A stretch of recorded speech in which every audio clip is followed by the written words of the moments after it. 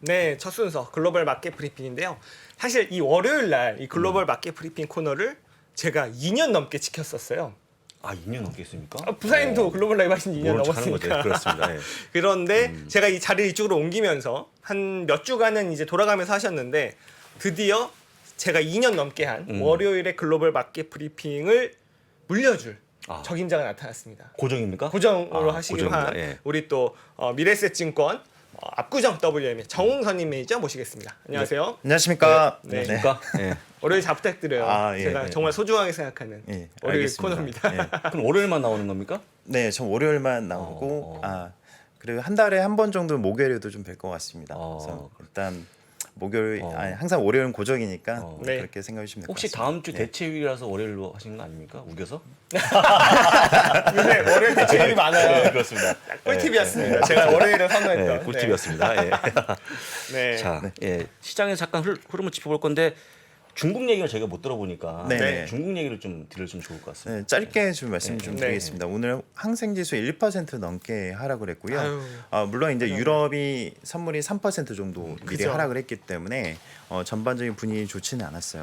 일단 이제 뭐 청두랑 뭐 심천 관련돼서 뭐 PCR 검사 연장 실시 확대라든가 뭐 상하이처럼 되는 게 아니냐. 좀 그 여긴 또 봉쇄예요, 그죠? 네, 아유, 참. 또 불안감이 있었지만 생각보다 셧다운이 좀 크진 않다. 네. 좀 평가들이 좀 있었고요. 오늘 좀 특이 사항은 이제 비아디가 전년 대비해서 8월 판매량이 네. 184% 정도 증가를 했고 현재 예약 주문이 70만 대니까 지금 실제로 받는 인도되는 기간이 4개월 이상 걸리거든요. 그렇기 때문에 연말 정도에서는 20만 대 이상 판매가 월간으로 가능할 거다 이런 예. 전망들이 있었고요. 하지만 수급적인 부분에서 계속 하락을 할 수밖에 없는 이유는 이제 워렌 버핏이 네. 버크셔가 이제 매도 이후부터 투자 심리가 좀 얼어붙고 있다. 뭐 이렇게 보시면 될 것 같고요. 또 줄였죠. 네, 그래서 지금 중국이 지금 미국 시장까지 영향을 좀 미치고 있습니다. 국내도 마찬가지고. 왜냐하면 위안화 환율이 7위안 가까이 상승을 했죠. 그래서 위안화 약세폭이 축소될 수 있는 부분들, 뭐 정부 개입 여지가 좀 있기 때문에 네. 만약 개입을 한다면 우리 원화 환율도 일부 영향이 좀 있을 거고 이제 지금 달러 강세 부분에서 일부 완화될 수 있다는 게 제 개인적인 생각이고 지난주에 이 부분이 영향이 컸다. 그렇기 때문에 정부 개입 여지에 따라서는 환율이 일부 안정에 좀 들어갈 수 있다는 개인적인 생각입니다.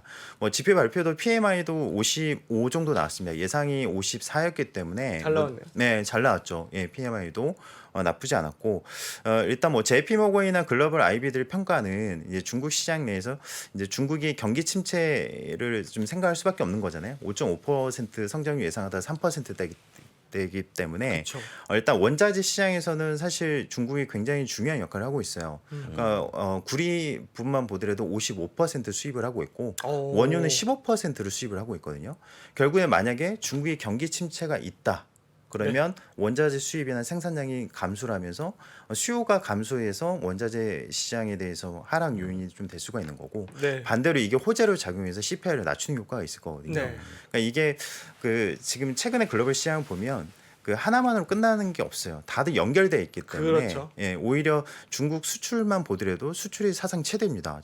이제 글로벌로 보면 하지만 이게 왜 그러느냐 냉정하게 따져보면 내수 경기가 안 좋아요. 그렇기 때문에 이거를 밖으로 돌리고 있는 겁니다. 그래서 이제 이런 해석이 또 가능하기 때문에 이 중국 경기 침체가 반드시 악재만은 아니다. 네. 글로벌 전체 마켓으로 보면 이렇게 보시면 될 것 같고요. 그렇죠. 약간 이게 미국 입장에서는 네. 침체를 대신 겪어드립니다. 네. 중국이. 그래서 물가를 저희가 낮춰드립니다. 특히 원자재 같은 거 그런 것들 낮춰드립니다. 이런 네. 효과가 있기 때문에 약간 뭐 미국인들이나 미국 투자하시는 분들 입장에서는 뭐 중국의 침체가 무조건 악재는 아니다. 저는 네. 그거에 굉장히 동의하는 바예요. 지난번 유가가 갤런당 5달러로 이제 큐벌 가격이 찍고 내려왔던 이유가 네. 이제 중국의 수요 감소 부분들이 영향이 컸거든요. 네. 그러니까 이런 부분들을 우리가 무조건적으로 CPI가 올라간다는 개념보다는 뭐 이 감사한 얘기도 있긴 하지만 네. 이제 중국에 대한 관심을 좀 가져야 될 것 같고요. 네. 이제 미국으로 바로 넘어가면 그렇죠. 이게 금요일 날 네네. 갑자기 왜 빠진 거예요? 예, 이거 좀 분석을 해드리려고요. 분석 필요합니다. 예. 예. 지난 주간으로 미국 시장이 S&P 500과 다우지수 3% 가까이 빠졌고, 네. 그리고 이제 나스닥 지수는 4% 가까이 빠졌습니다. 근데 이게 이제 경기에 민감 원자재가 7%, 거기에서 따져보면 WTI 10% 가까이 하락을 했거든요. 네. 그래서 일단 이제 최근에 이제 글로벌 경기 둔화에 대한 부분들도 이슈가 있지만 지난주 하락을 했던 요인은 심플합니다. 파월이 지금 이제 추가적으로 내년 금리 인하에 대한 희망을 다 꺾어놨잖아요. 그렇죠. 나는 내 경로대로 갈 거라는 확실한 메시지를 줬기 때문에 이제 아서번스가 아니라 이제 볼커처럼 파이터가 되겠다는 걸 확정을 해줬고, 우리가 좀 생각을 해보면 9월 시장이 좋았었나요? 미국 시장이? 9월은 보통 안 네, 좋다고 보통 안 사장님이 좋았죠. 정리를 네, 해주셨어요. 그때 9월은 이제 안 좋다. 45년 이후부터 따져보면 2월과 9월은 항상 좋지 않았습니다. 왜냐하면 전반적으로 여름휴가를 다녀오고 연말 소비에 따라서 그렇죠. 주식을 매도해야 되고 또 학자금이 이제 학기 시작이 이제 9월부터 있기 때문에 이런 부분들이 주식 매도세가 있을 수밖에 없었거든요. 근데 이제 한 가지 더 생각을 해보면 시즌성이 있는 게 중간 선거가 있는 해에는 항상 저점이 늦게 나왔다. 그러니까 지난번에 중간 선거. 제가 네. 좀 조심을 했던 이유가 지난번 8월 시장 7월과 8월 시장을 보면 단기 하락을 찍고 나서 하락폭이 50% 나스닥 기준으로 S&P 500 60% 돌렸거든요. 네. 그 구간에서 항상 조정이 있을 수밖에 없는데 그 조정이 들어갈 때 사실 이제 하락론자들의 가장 큰 이벤트는 중간 선거였거든요. 그러니까 이제 이 선거가 껴있기 때문에 이 시즌성이 좀 많이 작용을 한 게 아닌가. 그래서 이제 지난주 같은 경우는 이게 좀 극도로 이제 선제적인 움직임들이 빨랐다. 그러니까 최근 시장이 굉장히 빠르기 때문에 앞서 미리 예측을 하고 매도세가 나오거든요. 근데 이제 우리가 생각해볼 부분은 UBS에서 지난 주말 사이에 보면 내년 4,200까지 간다. 네. 이런 전망들이 좀 있었습니다.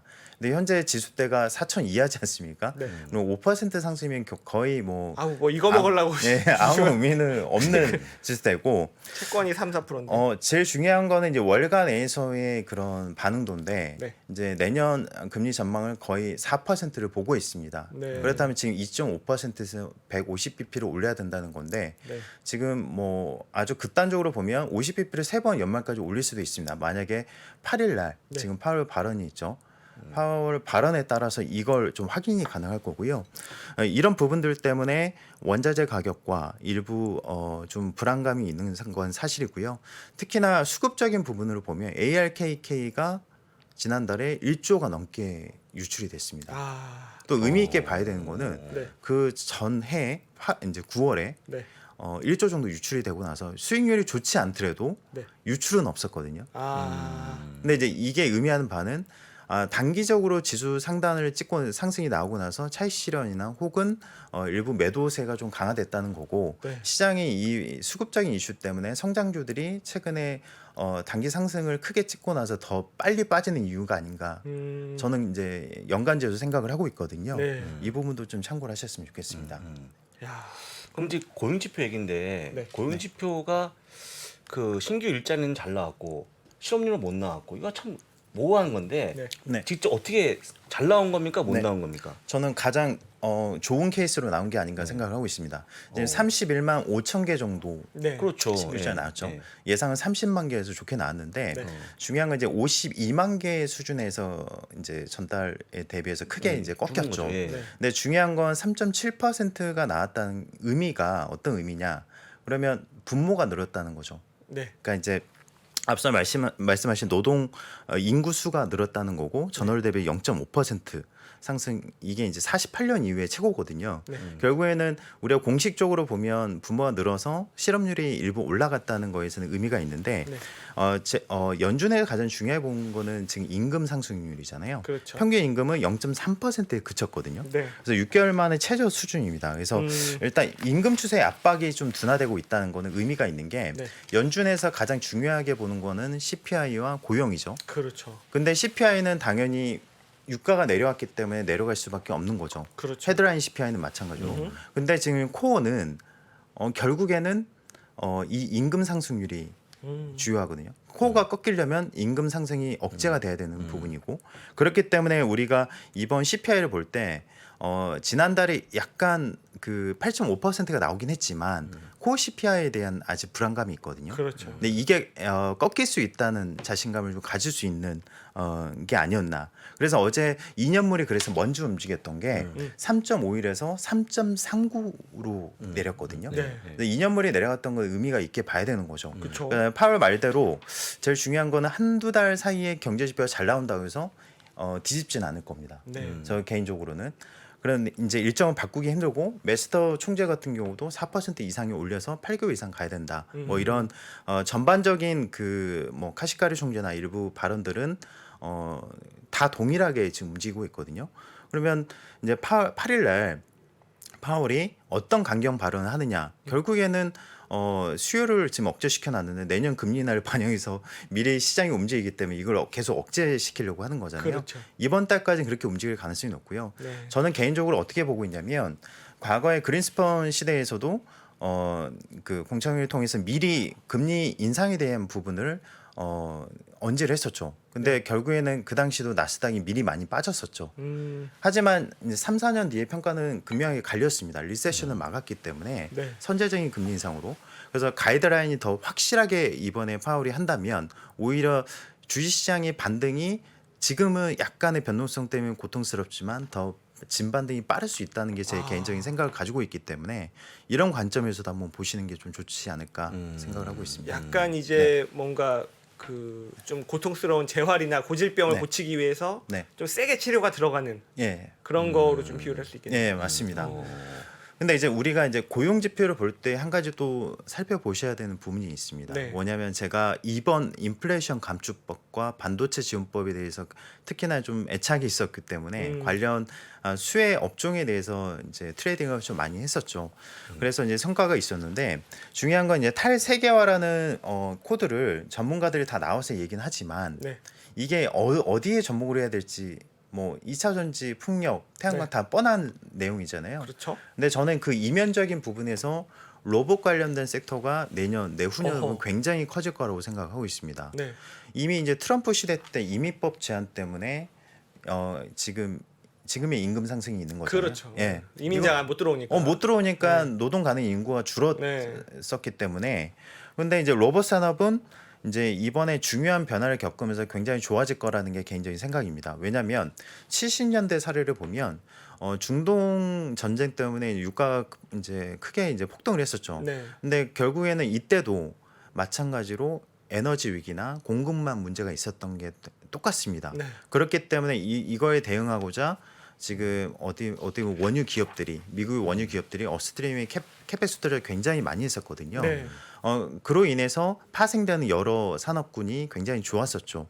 지금도 마찬가지로 인플레이션 감축 법안이 표면적으로는 우리가 잘 아는 2차 전지나 일부 기업들이 한정돼 있지만 네. 로봇 기업이 더 광범위하게 좋아질 거다. 리쇼어링의 가장 큰 수혜가 아닌가. 우리가 잘 아는 지금 반도체 기업들만 해도 수많은 반도체 기업들이 미국에 공장을 짓고 그렇죠. 있는데 그 인력을 감당하기 굉장히 힘들잖아요. 그렇죠. 지금 대졸 초임 임금이 2만 달러가 넘습니다. 국내랑 비교를 하면 네. 인건비가 60% 이상이고요. 이제 전체 비용으로 따면 50%가 높아지거든요. 미국이. 예, 그쵸, 미국이. 미국이요. 예. 그렇다고 치면은 우리가 우리나라 같은 경우는 최저임금을 높이면서 키오스크가 확 늘었잖아요. 그렇죠. 예. 기업은 이익 집단이기 때문에 당연히 비용 효율화가 가장 이제 핵심이 될 겁니다. 그러면 로봇을 키울 수밖에 없는 거고요. 우리가 이제 일론 머스크에 대해서 이제 굉장히 평가가 좋은 이유는 뭐 우리가 미래 어떻게 보면은 어렸을 때 공상 영화에서나 보던 그거를 현실로 만들어주고 있는 거잖아요. 네. 휴머노이드 로봇이나 지금 최근에 가장 접목이 되는 게 이제 자동차 부분부터 먼저 진행이 될 건데 우리가 잘 아는 뭐 기가 캐스팅이나 일부 공법들은 뭐 단순화를 시킨 부분이고 실제로 자동차 같은 경우는 안에 뭐 시트부터 해서 내부 내장재에 대한 시간과 비용이 커지거든요. 네. 근데 이런 부분에서 뭐 AGV 시스템이나 일부 이제 우리가 생각할 수 있는 부분들을 뭐 현실화를 하고 있고 아마존도 그렇고 지금 페덱스를 포함해서 일부 종목들이 이런 투자를 늘리고 이런 투자를 늘림으로써 하이 업체들이 이제 아마 수혜를 받지 않을까. 그럼 우리가 내년에 거기에 따른 종목 발굴을 좀 많이 해서 일부 종목들이 지금 좋긴 하지만 네. 좀 확대를 해야 되지 않겠냐 개인적인 생각을 좀 가지고 있습니다. 짧게 끝날 그런 문제는 아니다. 로봇 네. 쪽은 로봇 산업은 길게 좀 봐도 이제 될것 지금 같다. 내년만 보더라도 연간 11% 이상 상승을 보고 있고요. 산업 캐파가. 지금 이렇게 성장하는 산업이 많지가 않기 때문에 네. 더 각광을 받는 네, 거죠. 그렇죠. 그런 게. 네. 근데 결국에는 우리가 엔비디아가 주가가 많이 하락을 했지만 네. AI 칩이 핵심이거든요. 그렇죠. 뭐 생각하는 로봇이 돼야지 되는 거고. 그렇죠. 근데 사실 이제 로봇은 또 노조 결성을 하지 않잖아요. 그래서 아마 기업 입장에서는 굉장히 좀 좋지 않을까. 네. 예, 개인적으로 생각하고 있습니다. 그리고 또 최근에 이슈가 시장에 또 문제를 일으키고 있는 게 러시아가 노드스트림을 예, 그 잘못 가즈프롬에서 잠갔죠? 예. 사실 3일만 잠근다 그랬더니 네네. 지금 무기한 잠근다고 해버렸어요. 그러면서 이제 뭐 유가, 천연가스 이런 것들이 막 지금 등락이 심해지고 있는데 네네. 그건 좀 어떻게 보세요? 일단 가스더빈 오일 누출이 감지됐다고 해서 이제 9월 3일에 원래 재개 예정이었는데 네. 하지 못했던 거잖아요. 네. 결국에는 가격 상한제 도입 때문에 이슈가 있었고 일부 IB에서는 이로 인해서 뭐 300불을 간다 뭐 여러 극단적인 시나리오도 좀 있었죠. 하지만 우리가 한 가지 살펴봐야 지난주에 유가가 왜 많이 떨어졌을까요? 이게 한 가지 좀 봐야 될 거는 네. 비축량을 많이 늘렸습니다. 원래 유럽이 네. 비축량을 11월까지 80% 목표였어요. 네. 근데 이미 유럽이 80%를 채웠고요. 네. 독일이 85%를 채웠습니다. 네. 그 말은 이번 겨울은 날 수 있다는 거고요. 오. 예, 하지만 내년 겨울이 좀 문제긴 하지만 이제 이미 이 부분이 러시아가 이렇게 나올 걸 감안해서 네. 시나리오를 좀 짠 게 아닌가 저는 개인적으로 생각하고 있고요. 지금 보면은 지난 7월과 8월 하루 65만 배럴 정도 오페 플러스에서 이제 지금 감산 얘기가 있긴 하지만 네. 65만 배럴에서 9월에 10만 배럴로 좀 줄었거든요. 네. 그래서 이제 지금 키워드는 오늘 있을 오페 플러스 오늘 있죠. 네, 그래서 이제 걔네 감산하려나? 네. 감산할 것 같아요. 근데 결국에는 네. 이쪽에서도 보고 있는 게 이란 핵 합의가 네. 어느 방향으로 가느냐에 따라서 이제 던지는 강도가 좀 달라지겠죠. 그래서 이게 감산 의지를 계속 내비쳤는데 중요한 건 10월 감산을 어느 정도 수준 내에서 감산하느냐. 근데 이거는 규모보다는 감산의 제스처를 중과 동시에 좀 급등하지 않을까 생각을 해요. 왜냐하면 지난 그 주간으로 보면 네덜란드 선물에서 천연가스 가격을 보면 340유로에서 네. 200유로 초반까지 빠졌거든요. 그러다가 지금 오늘 한 다시 막 20% 오르는 거. 네. 그러면 단기에 40% 빠졌던 가격입니다. 그러면 이게 못해도 네. 일부 반등이 좀 세게 나올 수밖에 없는 위치이긴 했고요. 유가 관련된 기업들도 마찬가지로 이제 지난 금요일에 미리 시추 기업들이나 일부 종목들이 많이 네. 올랐던 이유로 보시면 될 것 같고요. 한 가지 참고하셔야 될 거는 독일에서 이제 연간 그 천연가스 부담금이 290유로 정도 발생합니다. 그러면 그만큼의 소비를 못 하게 되는 거고 그렇죠. 유럽 경기 침체에 대한 부분 확률을 60%로 잡고 있는데 100% 같은데 100%. 네, 거의 이제 100%로 봐야죠. 네. 근데 이게 중요한 건 경기가 안 좋으면 유럽 경기가 안 좋으면 그걸로 끝나는 게 아니라 유로화 약세에 따른 또 비용이 높아지는 그렇죠. 거잖아요. 네. 그래서 인플레이션을 더 끌어올리는. 맞아요. 그래서 이걸 염두에 두고 지금 시장이 굉장히 오늘 좀 민감하게 반응한다 이렇게 보시면 될 것 같습니다. 그것 때문에 오늘 유럽장이 좀 빠지죠. 유럽 지금. 네. 많이 빠지고 네, 많이 빠지죠. 예, 그러니까 뭐 이제 뭐 가즈프롬 이슈도 있고 그러니까 유럽은 침체 저는 100%라고 보고 있는데 그래요? 네, 오. 이미 뭐 들어왔죠. 그러다 보니까 달러 강세가 쉽사리 꺾일 수가 없는 그렇습니다. 그 원인은 이제 유럽이 만들어주고 있다고 보고 있고요. 그리고 그 아까 말씀하셨듯이 유럽이 이제 천연가스를 이미 80% 이상을 비축을 해놓고 있어요. 아직 겨울이 오지 않았음에도 불구하고 그렇죠. 그래서 러시아 입장에서는 나머지 10% 15%로 채우기 전인 지금이 아니면 가스관을 잠그는 의미가 데미지를 줄 수가 없기 때문에 지금 아마 잠근다라는 그런 의견도 있고 그리고 또 유럽 EU에서는 우리 이미 다 대비돼 있어라고 하는 부분이 있어서 널뛰기 하는 유럽의 천연가스가 어떻게 될지 좀 봐야 될 것 같네요. 네. 아무튼 이제 말씀해 주셨는데 이제 천연가스 가격과 함께 이게 이제 환율까지 계속적으로 영향을 미치고 있잖아요. 네. 아까 서두에 말씀해 주신 대로 1,400원인지 멀지는 않았습니다. 근데 제가 일단 기점을 보고 있는 게 이번 주 22일 통화정책 회의가 있죠. 네. 근데 이제 이게 이제 예전에 우리가 그 생각했던 것보다는 포워드 가이던스보다 더 항상 올렸기 때문에 네.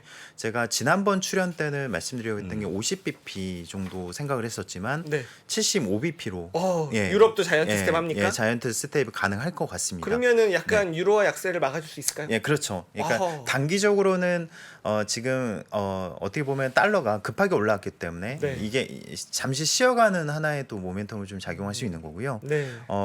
1,400원을 갈 수밖에 없는 이유가 너무나 일반 IB 쪽에서 보는 거는 다른 신흥국통화 유발을 앞서 말씀드린 유한화 약세가 유발을 시키고 있다. 특히나 중국 수출 비중이 높은 이제 우리나라 같은 경우는 네.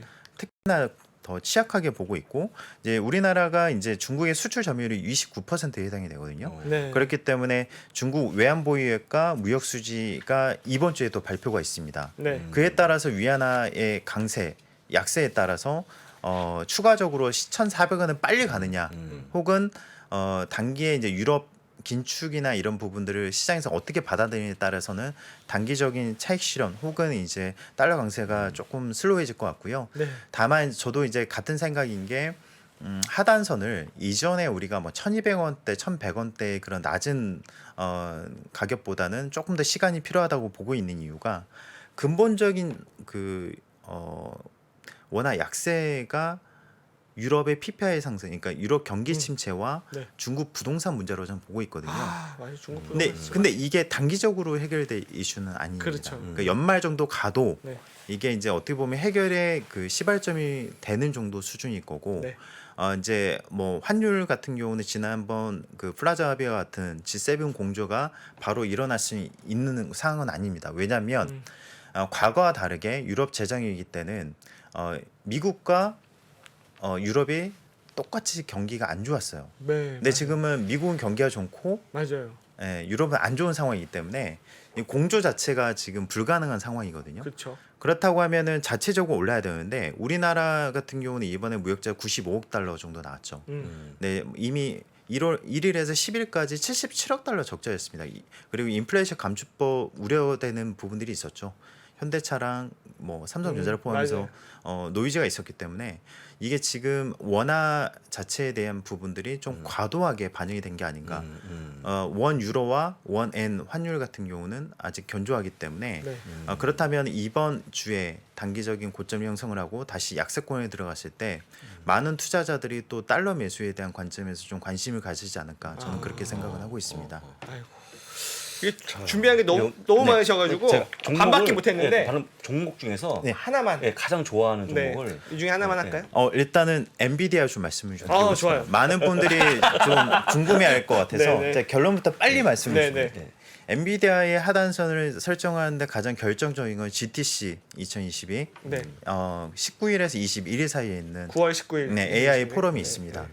중요한 거는 엔비디아가 최근에 이제 급등이 이제 다시 상승할 수 있는 구간에서 지금 미중 간의 또 갈등 구조에서 지금 좋지 않은 상황이잖아요. 네. 하지만 그 이번 그 4억 달러의 매출 손실을 감안을 해야 됩니다. 네. 네, 데이터 센터 매출에서는 39억 달러에서 4억 달러면 10%에 해당이 되고요. 네. 전체 매출이 59억 달러 예상을 하는데 4억 달러면 7%입니다. 그렇죠. 이익에 대해서는 AI 측 자체가 고마진이기 때문에 10%가 아유. 이번 그 미중 규제로 인해서 없어진다고 생각하시면 되는 거고요. 네. 다만 바이든이 지지율이 지금 올랐거든요. 네. 재미를 봤어요. 그렇기 때문에 이거를 지금 강공을 하는 거고 네.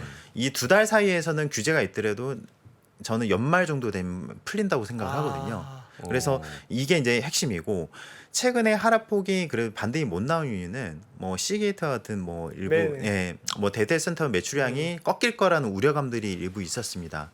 하지만 그 지금 다른 기업들 아직 데이터 센터 매출이나 이런 부분들이 꺾이지 않았거든요.